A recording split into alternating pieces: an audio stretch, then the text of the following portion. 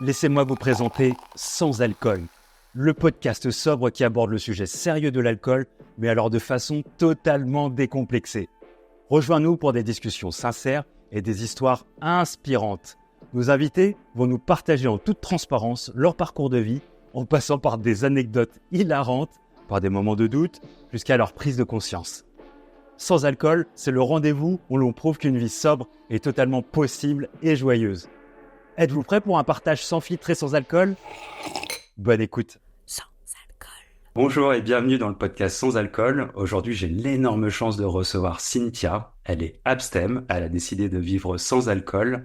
Et à un moment très charnière de sa vie où elle était maman solo, elle a décidé de tout plaquer pour se lancer dans l'entrepreneuriat. Rien que d'y penser, j'en salive pour créer des cookies. Comment tu vas, Cynthia ? Mais salut, ça va super bien, ça va très très bien. Je suis très contente d'être là avec toi. Eh ben écoute, c'est partagé, je suis trop content de t'avoir. Avant de commencer, tu vois, moi je suis un grand gamin et je suis un énorme gourmand. Et j'ai vu sur ton site, alors ta boîte s'appelle Biscuit, parce que, oh oui, qu'est-ce que c'est bon. Et j'ai vu que tu avais plein de recettes, en plus des sucrés, des salés. Quelle est la recette préférée de tes enfants? Alors la recette préférée de mes enfants, ce sont les cookies au cacao et au chocolat. Ils sont hyper gourmands, ils sentent super bons quand tu les travailles au niveau de la matière. Et puis une fois que tu les fais cuire, l'odeur qui sort du four est vraiment incomparable. Donc ce sont leurs préférés, les tout au chocolat. Oh là là, tu sais quoi, j'ai mon estomac qui vient de faire un nœud, tellement ça me donne envie de les goûter. Toi, tu pourrais dire que tu as découvert un peu l'alcool comment? Alors, j'ai découvert l'alcool, j'ai jamais réellement découvert l'alcool en réalité. D'accord. Quand tu m'as appelé pour témoigner dans ce podcast, je me suis dit, bah, qu'est-ce que je vais pouvoir apporter comme valeur ajoutée, étant donné qu'en fait, je ne bois pas. Et je ne bois pas pour une raison très précise, c'est que la perte de contrôle, ça me fait vraiment très, très peur. Donc, quand j'étais enfant, il y a quelqu'un dans ma famille qui souffrait d'alcoolisme, mais c'était quelque chose que l'on ne nommait pas, si tu veux. On n'expliquait pas ce qui se passait. C'était juste oh, ben, un petit verre comme ça de temps en temps, c'est sympa, tout le monde en rigolait, etc. Et cette personne de ma famille a fini par en mourir. Aïe. Donc ça a été un petit peu douloureux de se dire après coup, ben, en fait, si on avait fait attention à tous ces petits signes, peut-être que ça aurait pu se passer autrement. C'est sûr que oui, quand on a un exemple comme ça, alors ce qui est assez dingue, c'est que quand on est jeune, on se rend pas vraiment compte que ça peut être une maladie. On se rend pas compte aussi que c'est pas forcément bon pour son corps. Toi, oui, ce retour avec cet être cher, sur le moment, tu l'as pas compris. Toi, on t'a pas amené au fait de rencontrer l'alcool. T'as pas eu de moment où on t'a dit ah, ce serait bien, Cynthia, que tu goûtes. Maintenant, tu as un certain âge. C'était pas arrivé, ça. Si, bien sûr. Ça m'est arrivé plus petite et puis ça m'est arrivé aussi certaines occasions bah, quand tu commences à sortir, que tu as 15-16 ans, que tu es en soirée, qu'on te dit ah bah tiens un petit verre et en fait bah non, je j'ai pas envie. Moi ça m'intéresse pas. Oh là là, mais tu sais pas t'amuser, c'est incroyable quand même. Pourquoi est-ce que tu veux pas juste un petit verre? C'est pas très grave. Et puis j'ai commencé, oui, à boire de temps en temps, tu sais, dans le verre de quelqu'un d'autre. Et puis au fur et à mesure, bah, juste un petit cocktail comme ça en entrée, c'est sympa. Mais je me rends compte que les effets sur mon corps, j'aime pas du tout ce que ça procure. Quand t'as froid, par exemple, et qu'on te dit, ah ben prends un petit verre, ça va te réchauffer. Mais en fait, non, ça me fait tellement flipper que me réchauffe pas du tout. Au contraire, voilà. Donc non. Oui, toi, c'est vraiment la perte de contrôle qui te dit que, ouais, alors t'as pas eu vraiment d'expérience de perte de contrôle, alors qu'il n'y a pas eu un moment où tu t'es dit, c'est en voyant les autres qui perdaient le contrôle que tu t'es dit, moi, c'est pas pour moi. Complètement, et puis je trouve ça très gênant aussi quand tu es en soirée, que tout le monde boit et que tu vois l'effet que ça crée sur leur cerveau et les résultats au final dans leur comportement. Tu te dis, bah, c'est peut-être très jugeant comme avis, mais j'aime pas ça. J'ai pas envie d'être comme ça. J'ai pas envie de donner cette image-là de quelqu'un qui est complètement éméché et qui sait plus du tout ce qu'il dit et qui a une perte de contrôle tant sur ses paroles que sur ses actes, sur ses gestes. J'aime pas ça, ça me met très mal à l'aise. Et c'est vrai que bah, quand t'es en soirée comme ça et que tout le monde boit et que t'es la seule à pas boire, bah, si tu t'amuses pas, tu passes vraiment pas un chouette moment. Donc aujourd'hui, je privilégie beaucoup plus des soirées avec des gens qui savent se contenir, qui boivent un verre. J'ai pas de problème avec le fait qu'on boive un verre. Et c'est pas quelque chose non plus qui ravage les gens qui font partie de mon entourage. Comment tu t'arrives à justement à expliquer, ou des fois peut-être tu n'expliques pas du tout, mais comment c'est perçu par les personnes qui justement boivent et qui te proposent un verre? Tu vois, toi tu me disais que justement tu proposais des team building, que tu proposais des activités. Est-ce qu'à un moment on va te dire ah Cynthia allez viens prends un verre avec nous? Quel tips t'aurais ou quel retour tu dis pour justement ne pas boire d'alcool? Bah, écoute, les team building, quand j'en organise, c'est toujours avec du jus de pomme ou du jus d'orange. Ça facilite. Bio. Je propose jamais d'alcool. Mais en fait, je propose ce que j'aime. Et comme je n'aime pas l'alcool, moi, je n'en propose pas. Voilà. Donc, mais, euh, mais les tips que que je pourrais donner, c'est, je sais pas très bien, hein. J'ai pas de tips comme ça qui me viennent, mais, Parce je sais pas. on te chatouille pas un petit peu, on te dit pas, allez, Cynthia, avec nous, ce serait cool, on Oui, ce serait partage. sympa. Allez, juste un petit verre.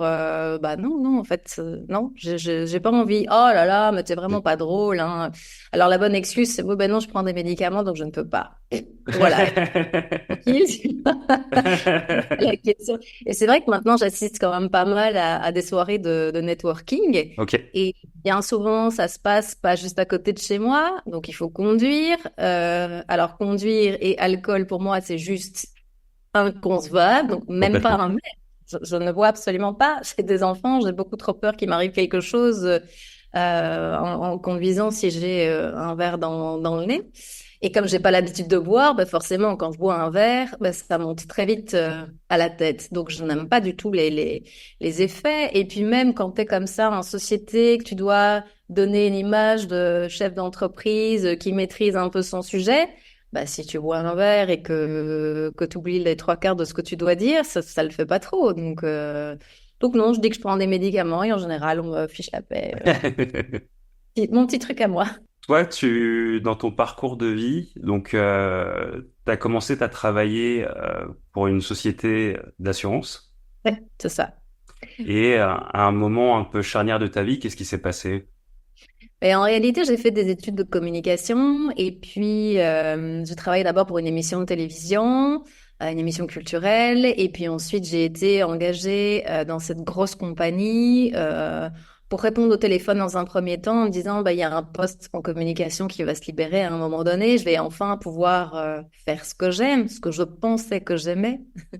Et au moment où le poste se libère, je fonce, je l'obtiens, et là, je reste quelques années, je me rends compte que je suis pas heureuse, que j'aime pas ce que je fais parce qu'il n'y a pas de sens.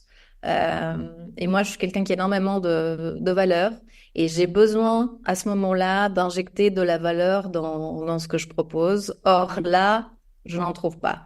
Je me lève le matin, je suis en larmes, je rentre le Ok. soir, je suis absolument pas disponible pour mes enfants parce que j'ai beaucoup trop de choses en tête. Et là, je tire la sonnette d'alarme. Je me dis stop. Enfin, ça peut pas continuer comme ça. Donc, je fais un burn-out et je me fais virer. Et à ce moment-là, je décide de reprendre les choses en main, d'aller chez un psychologue avec qui je discute beaucoup de qu'est-ce que j'ai en réalité envie de faire de ma vie? Parce que c'est peut-être le moment de reprendre les rênes et de faire quelque chose qui me plaît et qui me convient parce qu'en fait, je ne sais pas ce qui me plaît. Je n'en sais rien, je ne me suis jamais posé de questions. Je crois que j'étais sur une route, je fonçais tout droit et puis basta. Euh, et donc, en travaillant là-dessus, je me rends compte que, mais moi, ce qui me passionne, c'est la cuisine, c'est la pâtisserie. Et donc, je reprends des études de boulangerie, pâtisserie, de traiteur. On se sépare avec mon mari de l'époque. Du coup, on revend la maison, je m'installe dans un appartement avec mes enfants et je reprends mes études. Voilà. Bravo, c'est culotté. Mais c'est ce que souvent on dit, c'est culotté, mais en fait non, je crois que Tu sens que t'as pas le choix, qu'il faut se bouger parce que sinon tu vas rester dans cet engrenage négatif et surtout tu vas pas avoir de temps disponible de qualité avec tes enfants. Et pour moi, ça, c'était quelque chose qui était inconcevable parce que mes enfants ont donné un sens à ma vie et que j'avais vraiment envie d'être disponible pour eux, d'être la meilleure maman possible et de pouvoir les accompagner au niveau émotionnel. Or, c'était pas possible dans l'état dans lequel je me trouvais à l'époque quand je travaillais dans cette boîte. Donc, je me suis lancée en ce projet de biscuiterie artisanale qui m'a vraiment permis de m'épanouir très, très fort. Parce qu'enfin, j'arrivais à mettre toute la valeur que j'avais envie de développer dans mon projet. Et c'est vraiment très chouette. C'est quelque chose qui te nourrit, en fait, humainement et intellectuellement. Du moment où toi, tu t'es dit, là, il faut que je me fasse du bien pour faire du bien aux autres, tu vois, ça passe souvent par soi, je m'en rends compte, tu vois. T'as des valeurs, moi je les respecte énormément parce que tu te dis, au final, bah non, j'ai des priorités dans la vie. Ma priorité, c'est mes enfants et qu'ils s'épanouissent. Mais pour qu'ils s'épanouissent, faut que maman, elle s'épanouisse. Et je trouve que t'as eu un bon cheminement. Je pense qu'il faut pas hésiter à se faire aider. C'est toujours important parce que l'auto-analyse, elle est pas forcément toujours très très bonne. D'avoir un retour de quelqu'un qui va pas te juger, qui va être là. Et je le dis encore même, quand tout va bien dans la vie, ça fait du bien aussi parce que ça fait voir des choses différemment et ouvrir des portes. Donc je trouve que ça a été hyper bénéfique pour toi. Il faut pas hésiter à le faire. Et là donc tu dis, je me lance dans le grand bain, je vais entreprendre quelque chose qui me fait du bien, quelque chose où je me sens épanoui. Et tu te lances. Ce qui est aussi très culotté, c'est que tu vois, tu le disais tout à l'heure, tu étais dans un peu un confort de vie entre guillemets, dans une suite logique que la société t'a un peu mis en place en disant c'est ça la vie, tu vois. C'est souvent, j'ai l'impression qu'on a du mal à prendre du recul en se disant la vie elle est comme ça. Non, c'est la société qui nous a inculqué que c'est la vie sociétale et il faut faire des études, il faut avoir un métier qui gagne beaucoup d'argent ou qui gagne de l'argent, une stabilité. Et puis il y a beaucoup de personnes, de plus en plus quand je fais le podcast, qui me disent, mais en fait, arrivé au bout du compte, qu'est-ce qui me reste? Je suis allé au bout de cette étape-là et je suis pas heureux au final parce qu'il me manque quelque chose et je suis pas forcément épanoui. Oui. Oui, c'est vraiment se réaliser et savoir ce qu'on veut exactement dans la vie. Et comme tu dis, c'est cette société patriarcale qui nous pousse à faire des choses sans vraiment se poser de questions. Moi, je suis issue d'une famille immigrée sicilienne. Donc, mes grands-parents sont venus ici en Belgique pour travailler dans les mines dans les années 50. Et c'est vrai que en arrivant là, eux ayant vécu tout ce cheminement de vie, tu te dis, bah, je peux pas me contenter de faire un métier manuel, alors que les métiers manuels sont tellement extraordinaires. Mais non, à l'époque, c'était, bah, on est venu ici pour que vous puissiez faire des études, des grandes études et gagner beaucoup d'argent parce que nous, on a connu la misère et c'est pour ça qu'on a quitté notre pays. Et donc, tu pars avec cette espèce de bagage. Tu dis, ah ben voilà, je me suis lancée dans des études de droit parce qu'il fallait que je sois avocate, parce que je parlais très bien. Donc, tu finiras avocate, ma chérie, c'est merveilleux. Oui, sauf qu'au bout d'un an, ah ben, tu te rends compte que ça fonctionne pas, que ça ne te correspond pas. Et tu te dis, tu vas suivre tes passions. Ah ben, moi, ma passion, c'était le théâtre. Donc, l'année suivante, j'ai fait du théâtre, sauf que je me suis retrouvée dans une école de mime et que ça ne me correspondait absolument pas. Et un peu comme tu disais tout à l'heure, bah alors c'est que j'ai pas de passion, puisque même ça ne fonctionne pas. Qu'est-ce que je vais faire de ma vie, quoi? Euh, et tu vois, cette question de sens, elle revient à plusieurs moments de l'existence. Et je trouve qu'il faut se la poser à un moment donné. Et je veux pas arriver à la fin de ma vie et de me dire, bah, en fait, j'ai suivi bêtement les dictats d'une société et je suis arrivée à la fin du parcours en n'ayant rien vécu pour moi. Parce que c'est super de vivre pour les autres, mais quel est ma propre valeur, qu'est-ce que moi j'apporte au monde, quelle est ma mission de vie. Je trouve ça triste en fait de vivre sans chercher à comprendre tout ça. Et donc j'ai essayé de développer plein de choses, je fais plein d'éléments de développement personnel, j'ai lu énormément de bouquins, mais surtout je teste 150 millions de pratiques différentes parce que je suis hyper curieuse et que chaque fois j'en ressors en apprenant quelque chose sur moi. Je me dis bah ça en fait ça me sert. Mais ça sert aussi à mes enfants parce que ça leur prouve que dans la vie, on est capable de se réaliser, on est capable d'exaucer tous nos rêves si on en a réellement envie, si on se donne les moyens d'eux. Mais pour ça, il faut avoir une grande ouverture d'esprit, ce que je n'avais pas forcément quand j'étais gamine, parce que t'es élevé avec des espèces d'œillères, et quand tu arrives à te débarrasser de tes carcans éducationnels, je crois que tu peux cheminer seul en ayant une ouverture d'esprit beaucoup plus grande. Et ça, j'ai envie de le transmettre à mes fils. Tu as en plus toi la pression parce qu'on attend quelque chose de toi, parce que on se dit on n'a pas tout fait, on s'est sué sang et eau pour que justement on te donne la possibilité. On a souvent aussi cette pression qui fait que moi j'ai pas eu la chance de pouvoir avoir cette chance que je te donne, donc ça met quand même une pression sur les épaules. Donc là, la réussite, elle est même pas que pour toi, elle est aussi pour tes parents. On peut pas les blâmer, hein. Il faut savoir qu'ils ont eu aussi leur vécu, que ça n'a pas été facile. Donc, et puis c'est tellement bienveillant. Tu vois, il y a quelque chose de très tellement bienveillant parce que on leur a assimilé que la réussite sociale, c'est ça. Donc eux, ils font quelque chose de bien. Je crois sincèrement, enfin c'est ma conviction, c'est que le passé fait ce qu'on est. Je pense qu'il fallait aussi que tu passes par ces étapes-là, que tu fasses de la communication, que tu fasses du théâtre. J'ai fait aussi du théâtre. C'était un endroit qui était quand même vachement imbibé d'alcool. Je sais pas si tu l'as ressenti toi ou pas. Tu sais, ce Mais petit verre chauffé pour pouvoir monter sur scène. Tu l'as un petit peu analysé, toi, tu l'as vu quand tu t'as fait du théâtre? oui, complètement. Ça a été un moment très compliqué pour moi, justement, parce que je n'arrivais pas à me connecter aux gens à cause de ça, notamment. Parce que c'est un milieu où on fait beaucoup la fête, où ce sont des gens, surtout, c'était une école internationale de théâtre, une école de mime. Les gens venaient de partout en Europe. Les places étaient vraiment très chères et réservées à l'élite. Et j'ai pas trop compris pourquoi est-ce que j'ai atterri là, je t'avoue. Un peu les hasards qui ne sont pas des hasards de la vie. Mais donc, il y avait des gens qui n'avaient pas d'argent, qui dormaient dans la rue, devant la porte, pour Ah pouvoir ouais, assister aux cours. Les trimestres coûtaient ouais. un pont. Je comprends même pas comment est-ce que mes parents ont accepté de me payer ce genre de truc, quoi. Enfin, c'était complètement démesuré.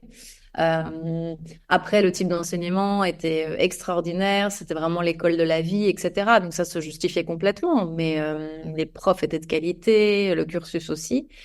Mais non, j'étais un peu déconnectée des gens par rapport à ça. Déjà, je ne me sentais pas vraiment à ma place parce que moi, je venais d'une famille plus ou moins normale. Je n'avais pas de soucis notables d'argent. Bon, mes parents étaient ouvriers et employés. C'est pas non plus qu'on croulait sous les fortunes, mais ça allait. On arrivait à boucler les fins de mois.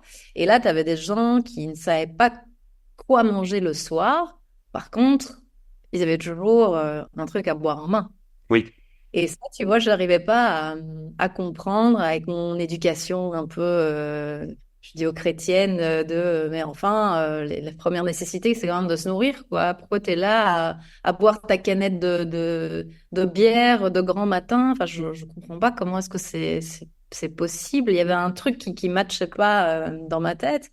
Et puis même lors de soirées aussi, et c'était très ah bah viens que je t'embrasse, que machin. Bah non, en fait, j'ai pas envie parce que c'est pas.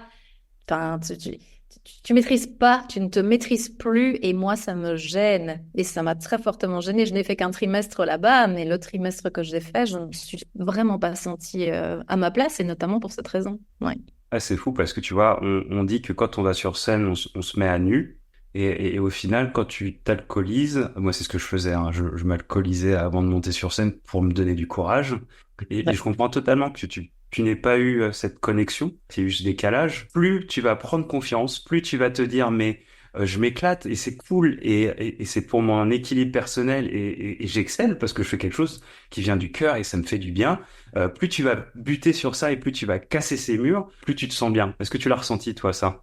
Oui, complètement. Et d'ailleurs, c'est allé un petit peu contre je vais pas dire la volonté, mais contre ce qui était déjà établi, contre l'ordre établi. C'est-à-dire que tu deviens entrepreneur, il n'y a pas d'entrepreneur dans la famille, tu divorces. Attends, comment ça, tu divorces? Mais pourquoi tu divorces? Enfin, on reste avec son mari jusqu'à la fin de sa vie, normalement. Pourquoi est-ce qu'elle commence à avoir des idées un peu farfelues? Donc voilà, j'avais très peur, moi, de l'annoncer à mes grands-parents, à ma grand-mère qui était encore là. Et en fait, ça s'est super bien passé. Elle m'a dit, tu sais, ma chérie, dans la vie, il faut pas avoir de regrets.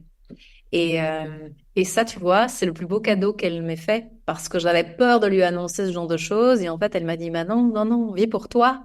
C'est ça, vis pour toi. Et c'est ce qu'elle m'a transmis. Et l'entrepreneuriat, alors clairement, c'est l'école de la vie, c'est de se prendre des coups durs, c'est être très résilient. Parce que des difficultés, quand on met un pied là-dedans, on en connaît beaucoup. Et c'est ça qui est important comme message à transmettre aussi. On a l'impression parfois que pour certaines personnes, tout est rose, ça coule, chiffre d'affaires est merveilleux tous les mois et qu'au bout de 3 mois, hop là, tout roule, je suis devenue millionnaire. Ben, en fait, non, c'est pas le cas de la plupart des gens.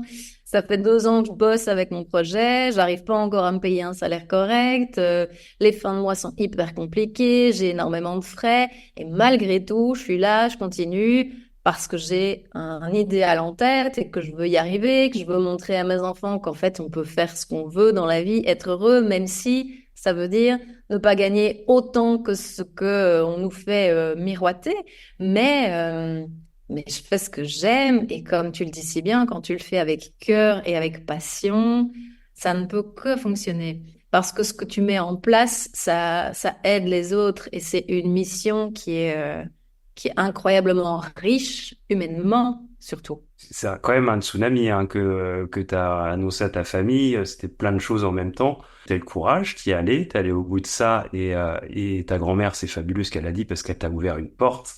Et ça, je pense que ça t'a retiré un fardeau et ça t'a fait grandir. Et ça donne la volonté de vouloir continuer dans son processus. Donc c'est bravo à elle parce que c'était pas forcément évident. En plus, c'est une génération autre avec des valeurs différentes. Donc là, vraiment bravo. Toi, tu dirais que là, à ce moment-là, tu te jettes dans le grand bain. Est-ce qu'on pourrait dire que des moments qui sont, c'est un moment charnière de ta vie, un moment qui est pas du tout facile, hein, où il faut être accroché, t'es maman solo, tu vas dans l'inconnu. Est-ce que tu dirais que justement de pas consommer d'alcool, ça peut aider? C'est possible que des entrepreneurs qui se lancent et qui des fois sont dans des doutes pas possibles, ont des échecs ou même des fois, c'est même à l'inverse, ont des grandes réussites et vont aller vers l'alcool, tu vois. Moi, le fait de ne pas consommer d'alcool, ça me permet de rester lucide et d'être tout à fait au clair avec mes objectifs et mes stratégies, même si j'en ai pas beaucoup parce que je ne suis pas quelqu'un de très, très stratège. Mais, euh, mais je suis lucide et au clair avec mes sensations, avec mes ressentis. Je suis quelqu'un qui se connecte énormément à son émotionnel et je crois que c'est ça, en fait, c'est perdre cette... cette essence-là qui me stresse un petit peu. Sachant qu'en plus, tu as de l'énergie, tu dors bien, hein, l'alcool, on va pas se mentir, ça crève, tu restes lucide, tu restes droit dans tes bottes. Tu montres aussi un exemple qui est le tien. Hein. Moi, on juge pas les personnes, les papas, les mamans qui boivent de l'alcool, mais c'est un exemple aussi qui fait que bah, tu t'épanouis dans quelque chose où bah, tu es sobre et naturel, tu es lucide. Donc forcément, tu entreprends, donc il y a les échecs, il y a les réussites, ça s'entremêle, hein, c'est un petit peu les montagnes russes, mais tu avances, t'es une guerrière, et puis en décembre, tu vas faire un test médical. Alors, ce test médical, je le passe parce que je me sens pas très bien, j'ai beaucoup de maux de tête, j'ai beaucoup de vertiges et je suis pas quelqu'un qui dort énormément, je suis plutôt insomniaque. Mais ça depuis que je suis toute petite, donc c'est pas ça qui fait que j'ai des maux de tête beaucoup plus importants. Je vais passer un examen et là, à l'issue de cet examen, j'en passe plein pour que l'on m'annonce au final que j'ai une tumeur au cerveau. Aïe. Voilà, donc un crânio-pharyngiome qui est, au bout de plusieurs examens, inopérable parce que le bénéfice de l'opération serait pas dingue, dans le sens où ça va développer plein de choses très négatives au niveau de ma santé.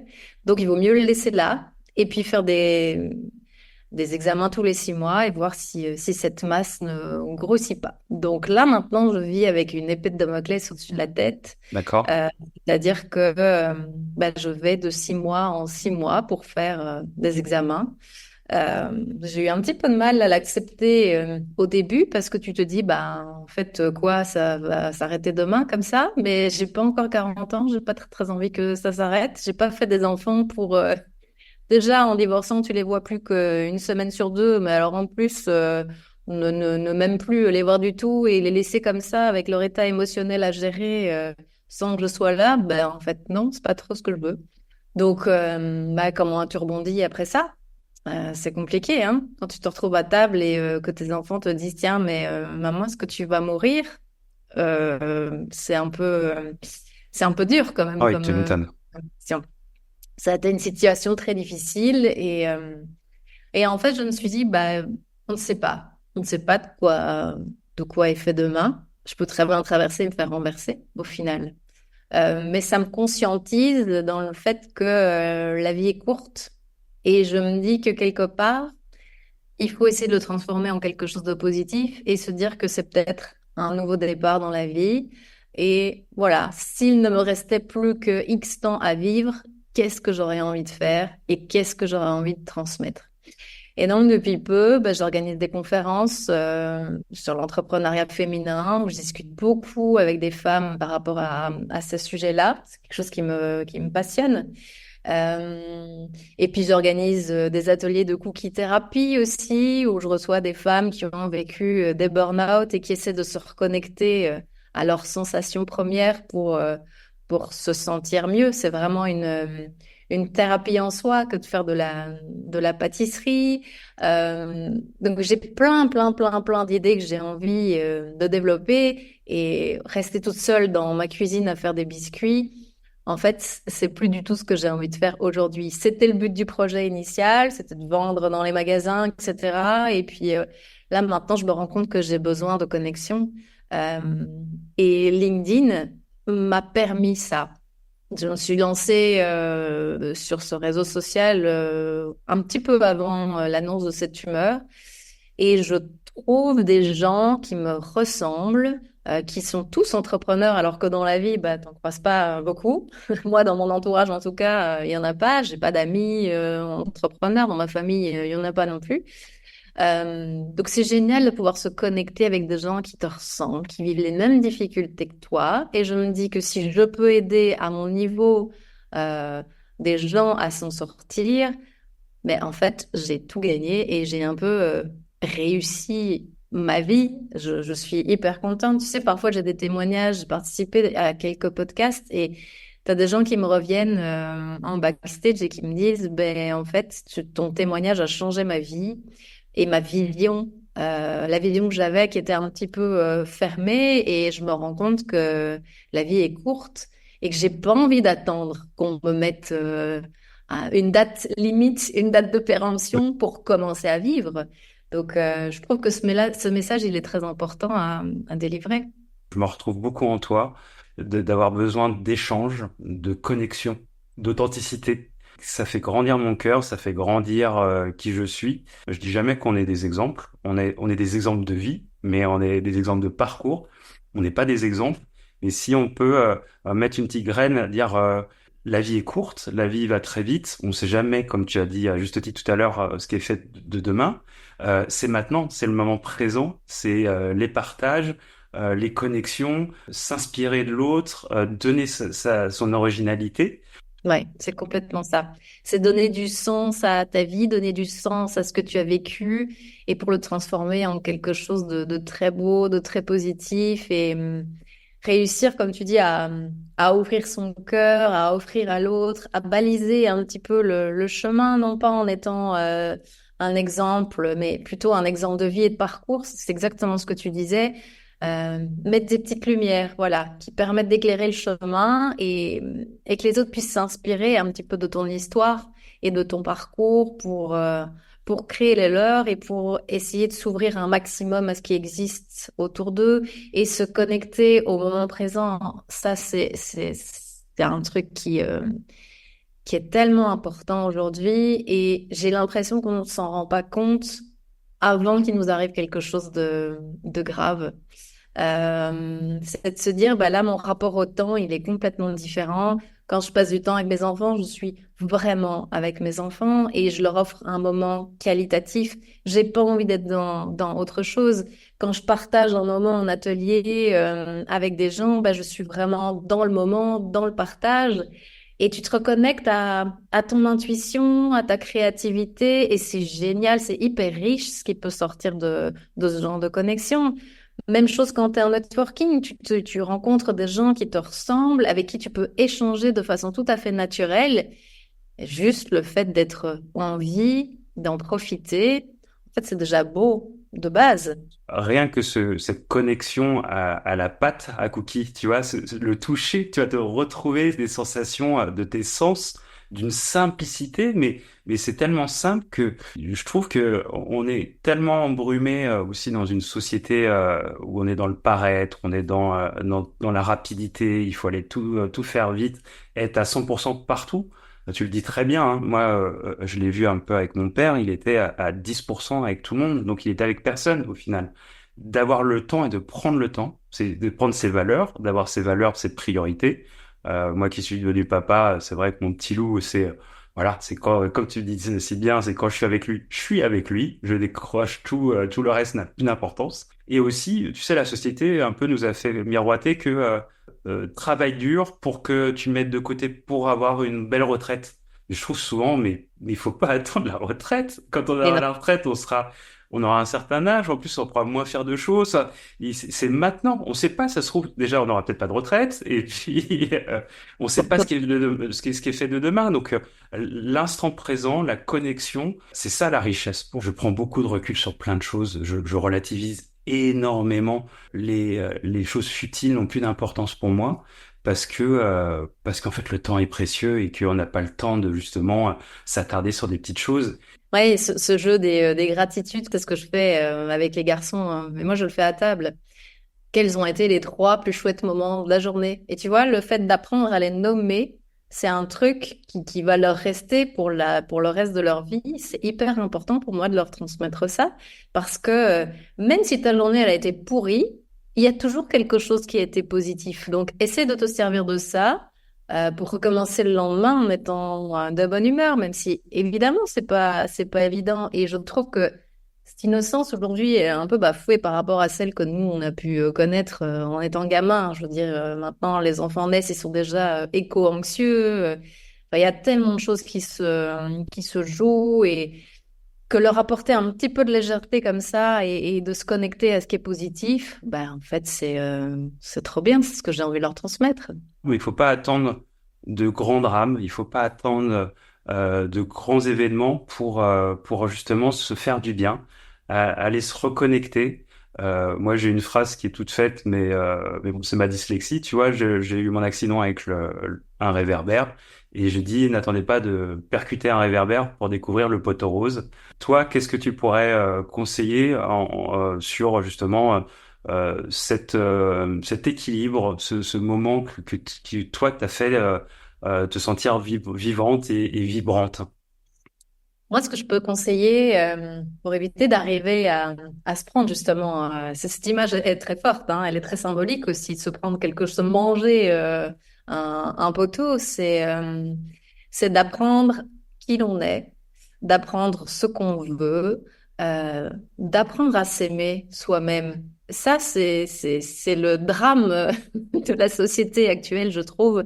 Et c'est tellement fort et tellement puissant à partir du moment où t'es pas capable de te donner de l'amour à toi-même. Comment est-ce que tu veux réussir à le distribuer aux autres? Tu peux pas rayonner si t'arrives pas à le retourner vers toi et à te le donner.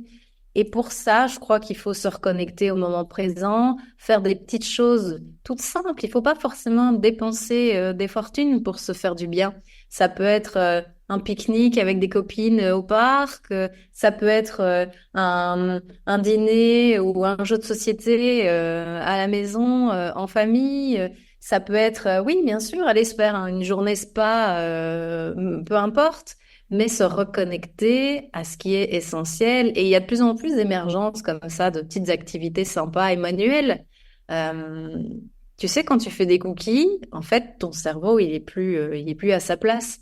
tu te reconnectes à tes sens et ça fait tellement de bien.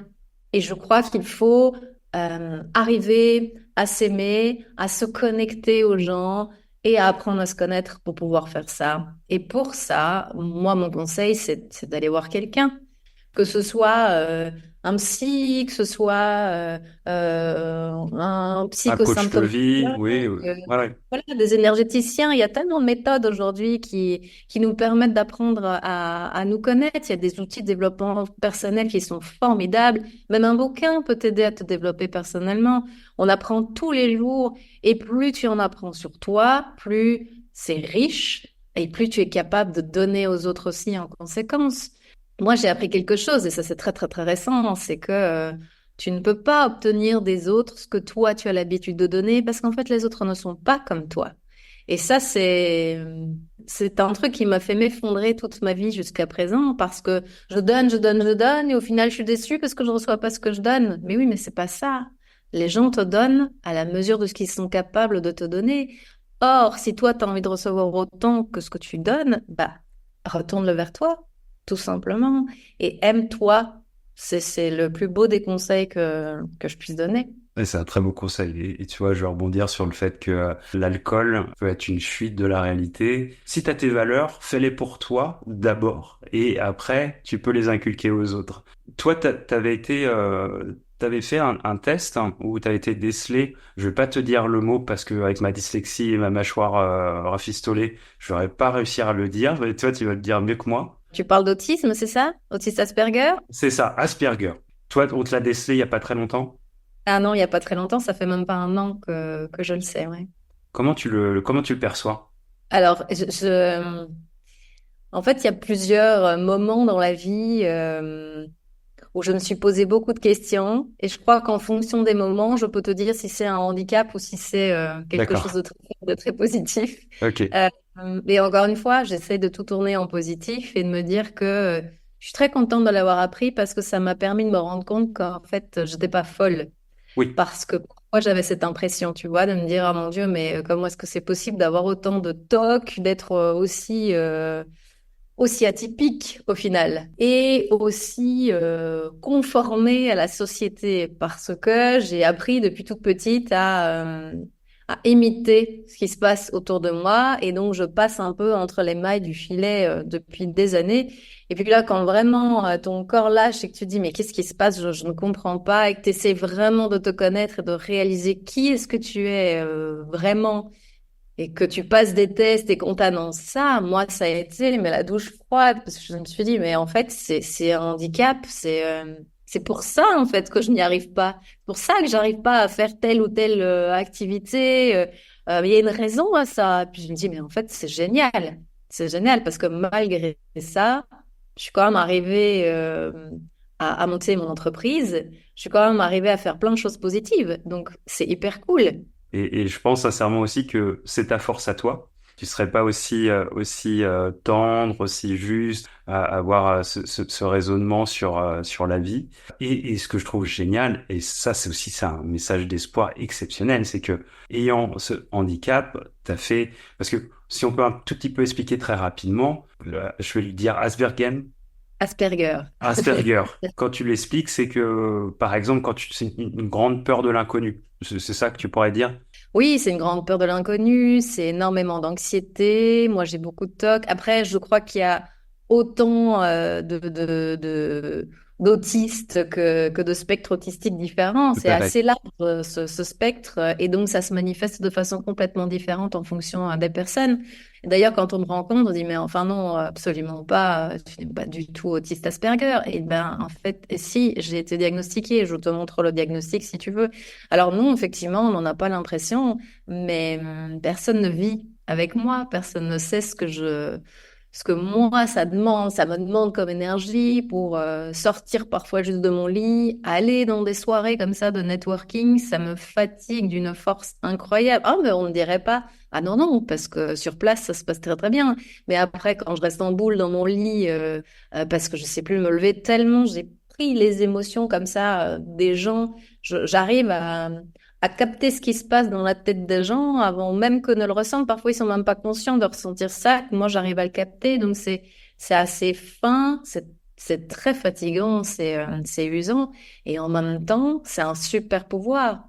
Parce que comment est-ce que tu veux mieux te connecter aux gens qu'en comprenant exactement ce qu'ils ressentent? C'est hyper puissant, c'est hyper fort ce pouvoir. Et c'est ce que je dis souvent à mes enfants, hein, parce que s'inquiétaient quand on l'a découvert chez moi, à dire, bah, tiens, est-ce que nous aussi...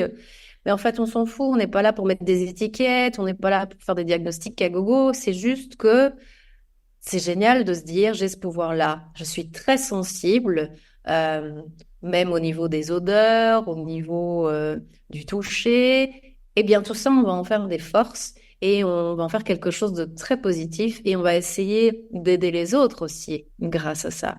Et de créer des moments uniques, atypiques. Et je crois que c'est ça. Il faut se servir de nos différences pour trouver du positif et pour l'apporter aux autres. Moi, je suis quelqu'un de fondamentalement altruiste et j'aime cette connexion vraiment humaine. Ça me manque quand je n'en ai pas. Et c'est pour ça que j'ai réorienté tout à fait mon projet professionnel, puisqu'au départ, c'était, comme je te disais, juste faire des cookies dans mon coin et les vendre. Et là, maintenant, en fait, ben, ce sont les ateliers, c'est les gens qui viennent, c'est les partages aussi qui sont très, très riches, parce que tu partages une tranche de vie quand tu cuisines, tu peux même pas t'imaginer à quel point les langues se délient et à quel point on est capable de sortir des choses qui sont belles et des espèces de vérités. Je sais pas, il y a un espèce de truc qui te connecte comme ça, qui te fait revenir au centre de ce que tu es et c'est tellement beau et c'est tellement riche tous ces partages que je ne vois plus l'autisme comme un handicap, même si effectivement mes crises d'angoisse sont très compliquées à vivre.